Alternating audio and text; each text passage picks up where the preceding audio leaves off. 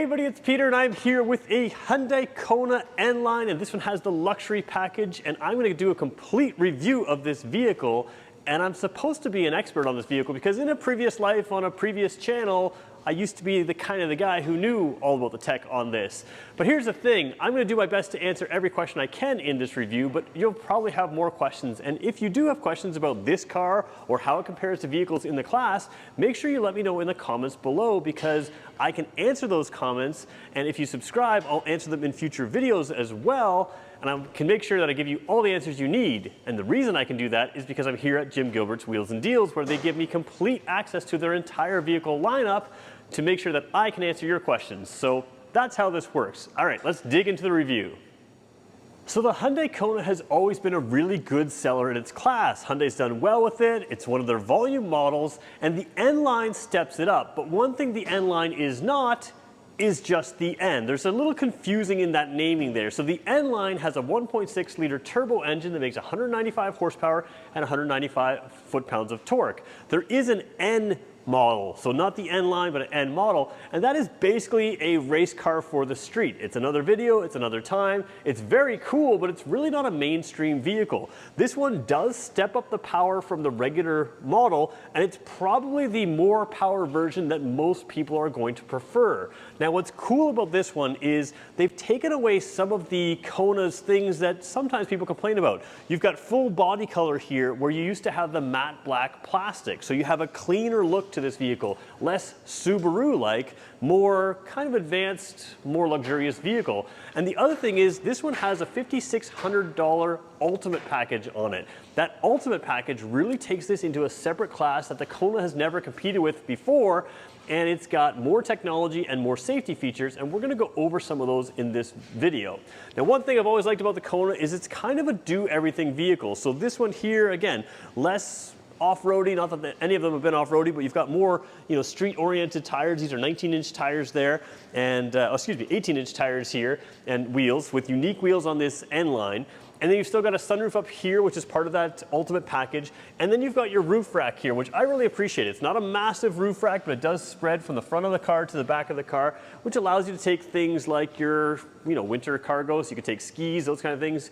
You can take bikes, kayaks, all those kind of things, and extends the cargo area because for a crossover, the Kona is not a massively huge crossover. It's got a, a normal small trunk for a small crossover, which is perfectly fine to give you that easy to drive sort of size point that a lot of people really love about this car. So let's talk about some of the features on the front of the car, and then we're going to work our way into the car as well. Taking a look at the front of the car, you do have sort of a refresh look, which came in around 2022, and it cleans up the car. That, in addition with its N-spec model, makes for a pretty unique front end here. Over here, you can see on the white paint that you have a black grille marker. Those are actually just styling. There's nothing in there, no venting in there. There is venting in here. There's an N-Line badge there. Down low, it's a little hard to see on your screen right now, but there is a radar plate down here that gives you things like a more advanced forward collision avoidance system. It gives you smart cruise control, those kinds of things. And then down here you have an LED light package here, and these ones appear to be flickering on your screen, but they're not flickering in real life. These are your daytime running lights. A lot of the other trim lines have these LED daytime running lights and then a halogen light down here, but you have the full white LED package down here, which gives you a nice sharp cutoff, and that white color allows your eyes to more easily identify what they're seeing at night because it's closer to daylight color, which can help for safety as well. The other thing you have, we talked about that radar plate, is you have a camera in the front here. So that camera in the front on this model gives you things like forward collision avoidance, those kinds of things, but it also is your lane keeping and lane follow assist. So lane keeping, it can sort of see the lane markers, it can sort of bounce you within the lane, but lane follow assist is a button on the steering wheel, which we'll show you in a little bit, where you can press that button and it can actively steer this car to keep it centered in the lane, and that makes long drives much safer and frankly easier to do. Over here on the back of the car, you've got some N-Line specific things like this sort of diffuser area down here. You've also got more white paint down here instead of the matte black plastic. You do have a backup camera that's required by law nowadays. You also have the backup beepers, which give you a little bit of extra rear collision notification and avoidance type systems. And you have a little bit of a cleaned up light cluster for the 2022 model year, which is the signal lights down there, your taillights here. Again, the taillights that appear to be blinking on your camera are not blinking in real life, and your brake lights are up there. So a nice clean overall look.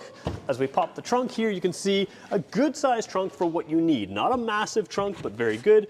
Underneath here, you do have some storage. This floor can lower down, and you can see right now there is a net right here that is clipped in place, and that is perfect for this N-Line model, because as you drive a little bit more athletically, you can hold things down just like that. You've also got a little bit of a hook over here for something like a grocery bag, and this panel which can be removed so you can fold the seats down and stick all kinds of things in there as well. So nice trim package, nice options right here in the cargo. But let's go look at the technology in this car, which is really where the differences are. All right, so before we hop in the car, let's take a look at the key fob here. Deal with some interesting lighting here. Let's see if we can get it in the light here. There we go. So key fob, lock, unlock, hold, that's your remote start button, and another hold button for your panic button. Now, interestingly, the remote start on this vehicle is available through the key fob, but it's also available through the BlueLink system, which is free to start, and it will become a subscription service moving on. BlueLink gives you cell phone connectivity to this car to do all kinds of things, but that's another video. Let's jump inside here. As I approach the car, I can touch this button just once, and that will unlock just the driver's door. A double tap will unlock all doors. However, I've already unlocked it, and you can set that up to unlock all the doors on a single tap. Down here you have a really nice mix. Again, this is a top trim line on the inside. So you have a leather mix here with, you've got power seats with power lumbar, nice red stitching here with red piping as well, and you have perforations in the seat. On this car, they will be functional. You have heated and ventilated seats on this model, which is quite nice to have. All right, let's jump in. We're gonna shut the door here. It'll be a little darker, but that's okay. Over here, vents, I just want to point them out. They do have that little bit of a red edge there, and you can see there's a line there. That allows you to know what the setting is at, because if I just close it like it is now, the vent is actually closed. Spinning it like this opens it up, and of course you can aim it any which way you want. Now this model has the upgraded dash, and this is part of that ultimate package here. So we're going to go down here, we're going to hit the start button. Because we're indoors, we're not going to put my foot on the brake, we're not going to start the car up. And you can see the gauges here. Now these are the same gauges they put in something like the Hyundai Santa Cruz, Hyundai Tucson. It's moving its way through the Hyundai lineup. It's a 10.25 inch screen there with another 10.25 inch screen right there, and they are very high resolution. So currently it's set up to be sort of the screen for the sport mode, but let's just touch the drive modes here for a second here to see what we've got. So smart mode, normal mode, and sport mode. Normally these change with the drive mode. This has been set up to not change. Obviously whoever had this before likes the red gauges there, but you can set that up. Maybe we can show you a little bit later in the video. We'll decide if we want to do that or not, but it can be a white background here, very classic look. These are more of the sport look. Again, you're going to see a little bit of a flicker on the screen here. That's not something that's actually happening in real life, and yeah, you can't quite get rid of it by just switching the camera that way. So there's something to keep in mind here. A lot of information in here. One of the things that I really like is you have your navigation info in here, tire pressure monitors. This is an all-wheel drive bar gauge or bar graph. So when you're driving in any kind of weather, you will see these bar graphs fill up as you're driving to show you which wheel has how much power. Now, the one cool thing about the all-wheel drive system in this car is it helps with both handling and winter traction. So it has sort of a cornering management control system, but it also, regardless of the drive mode you're in, it allows you to start out with all-wheel drive. And when I drive away in this car, you're going to see all the bar graphs fill up. And as I maintain traction, it'll actually back down, and only the front wheels will have traction. So unlike a lot of cars there, the front wheels get traction to start, and if you lose grip, then the rear wheels kick in. You can watch on this car that you always have all-wheel drive traction to start, and as you maintain traction. So that makes the difference between a car that is driving, loses traction, gets squirrely, and then kicks power to the rear, whereas this one starts in all-wheel drive, never gets squirrely, and if you are driving fine with good traction, it'll move the power away. So it's a great system there. Let's take a quick look at some of the navigation system here. We've got all kinds of controls. This screen is really just a decorative screen. There's a map on the right side, but it's a decorative version of the map. If you wanted to go to the map itself, you can have a pretty good view of it over here. We are inside, so I'm not sure if this will film great. Again, it's nighttime view right here. It could be daytime. You can go full screen if you wanted to right here. If I can just hit that with the right hand there. I'm looking through the camera instead of with my eyes.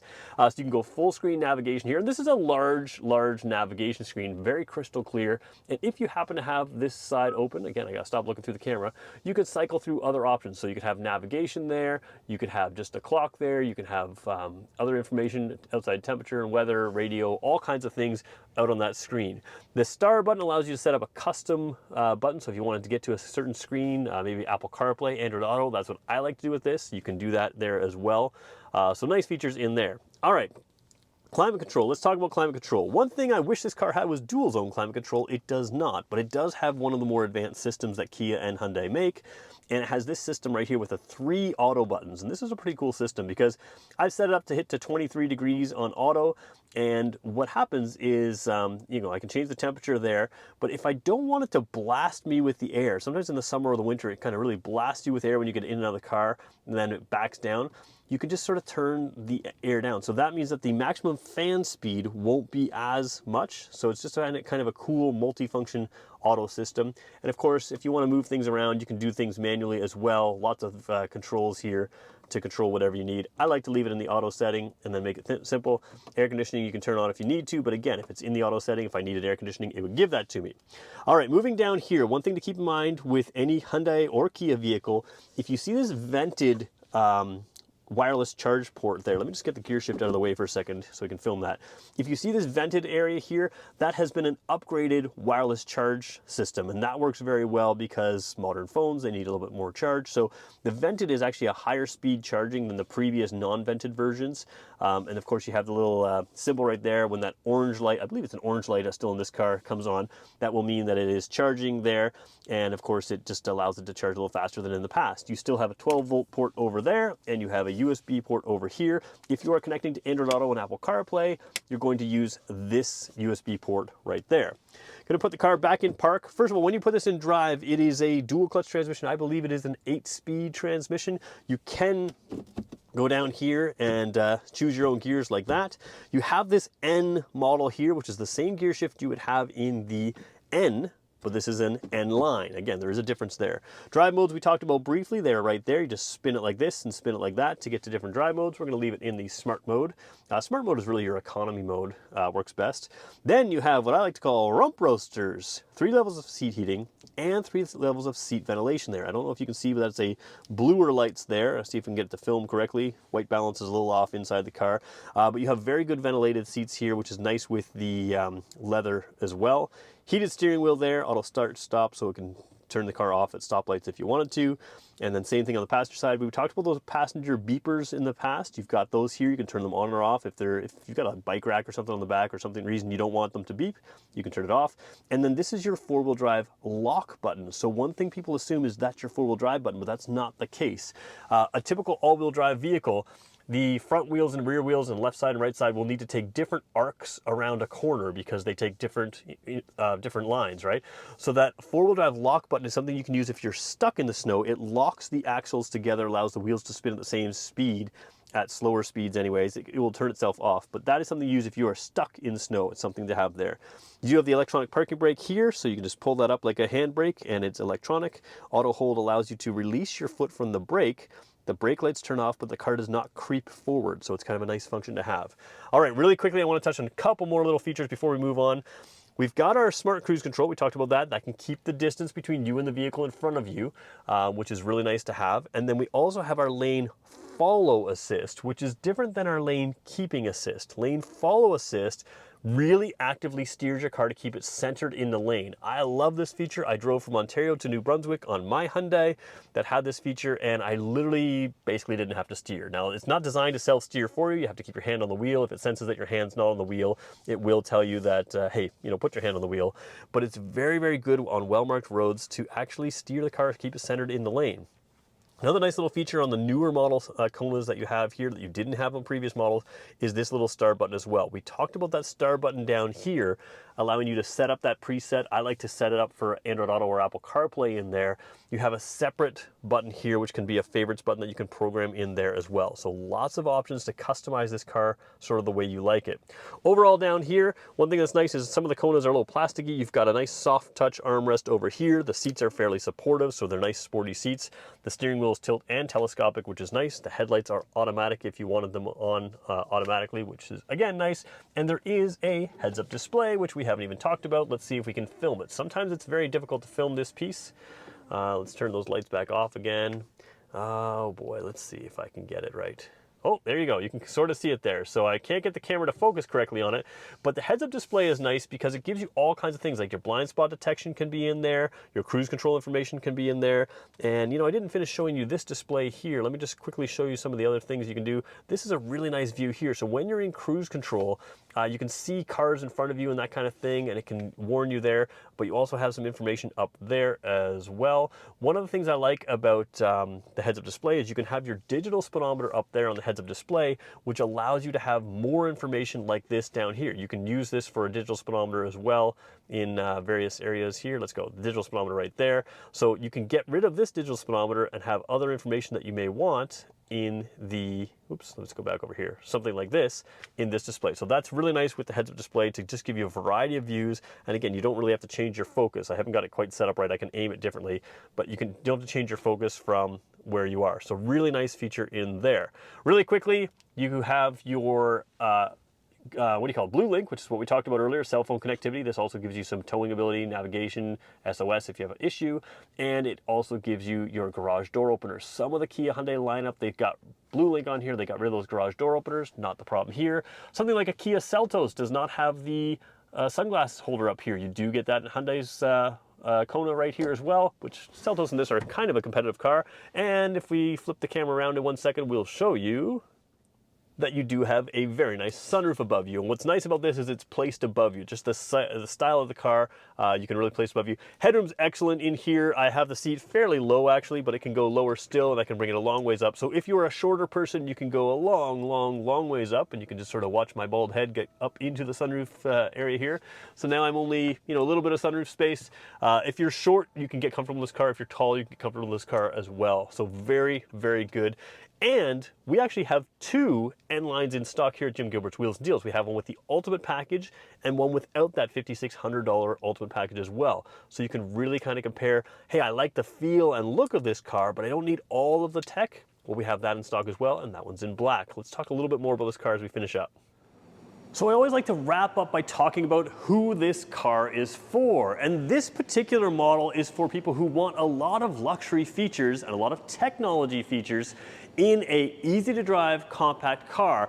The N-Line gives you that sporty look with an upgraded engine, that 1.6 liter turbo, 195 foot-pounds of torque, 195 horsepower. And the nice thing about this turbo engine is all of that torque comes very low in the rev range, which means you don't have to rev it way out to get all of that power. It feels punchy in your regular everyday driving. Now again, this is not the N model. There is a difference. That N model is really racetrack, very firm ride, totally different seats. It's a different model. A lot of fun, but probably not as much mainstream. So then, again, this is a car that you can drive anywhere, anytime, in all weather. It's easy to park, easy to drive, and it sits a little lower than some of the other tall crossovers while still giving you that all-wheel drive. So you've got the capability, but still that sporty, more of a sedan, wagon kind of feel. It's a car that really appeals to me, especially in this trim line with that Ultimate Package. It's a really good mix. But like I said, here at Jim Gilbert's Wheels and Deals, right now as I'm filming this, they have this one and a black one without the Ultimate Package. So it gives you the same look and just a few less of those technology features, which puts it at a better price point. It's a fun car, it's a great car, and maybe it's right for you. And here's the great thing about here at Jim Gilbert's Wheels and Deals. You can compare this car to all the other cars in its class right here at the same dealership with the same salesperson. This is known as Canada's Huggable Car Dealer for a reason. They really, really take care of their customers. It's an amazing place to shop, and that's why I like partnering with them, because they treat you well, and that's my hope. If you have questions that I didn't answer about this car, let me know in the comments below, and make sure you hit subscribe, because I'm going to come back to this car if you need me to, and I'm also going to come back to your questions and compare all sorts of vehicles in this class. Thanks everybody for watching.